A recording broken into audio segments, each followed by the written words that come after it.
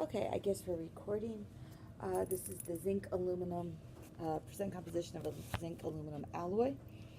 So these are the pieces of equipment that you will have in your tray along with a graduated cylinder. So the first thing that you're going to do is take your sample in the vial, record your sample number because that's important. You're going to take it over to the balance and you're going to find out what the mass is of your sample. Okay, then bring it back here, close it, bring it back to your bench. You're going to assemble the apparatus, which is the Florence flask with the glass stopper and the glass tubing, along with the pinch clamp. The first step that you're going to do is that you're going to take the hydrochloric acid and you're going to fill it as far up to the top of the flask as you can.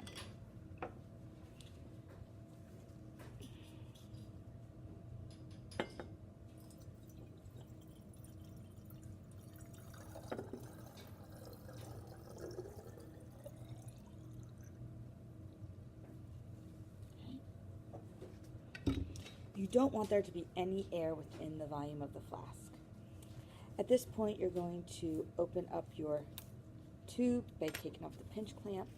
I always have paper towels on hand because it's going to spill over.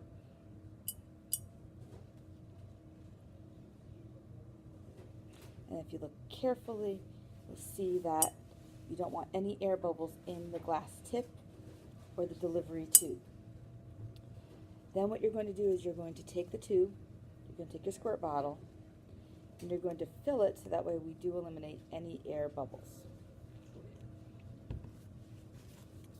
Put on your pinch clamp, seal the tube. That ensures that you don't have any air bubbles because you're trying to get an accurate measurement of the volume that is being converted to the gas. So, this is where you're going to need a partner. Partner is going to hold the tip in the flask. You're going to take your sample and you're going to add it into the Florence flask. So you're going to have to unseal it, drop it in, reseal it, again making sure that there's no air bubbles, and then you can take off the clamp. Now it's going to take a while for it to get started, and that is okay. This out of the way too.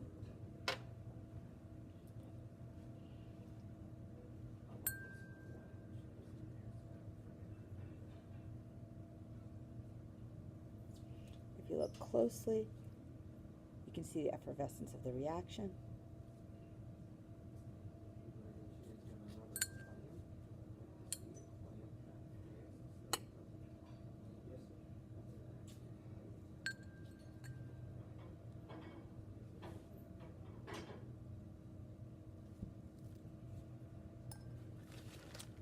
And now we just wait.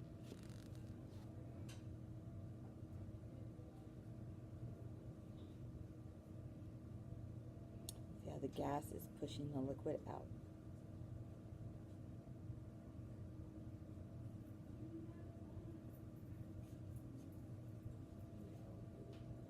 You'll also know if you're doing it correctly because the volume underneath the stopper will also start to decrease.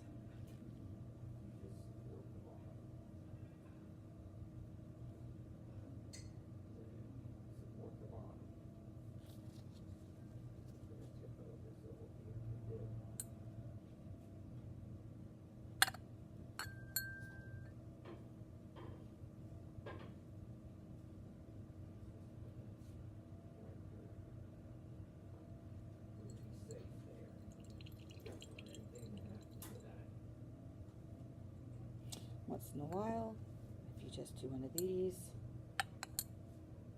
kind of helps.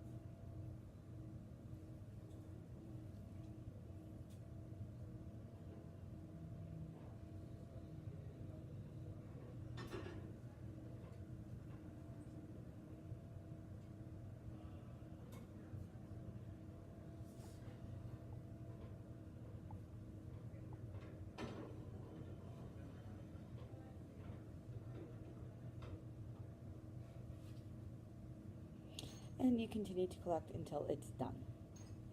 At which point you take whatever liquid is in your beaker, pour it into a graduated cylinder to get your volume amount, and that's also going to be the volume of gas produced.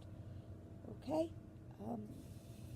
everything at the end goes back into the original jug to be reused. You can rinse everything out and put it back in your tray. All right, thanks.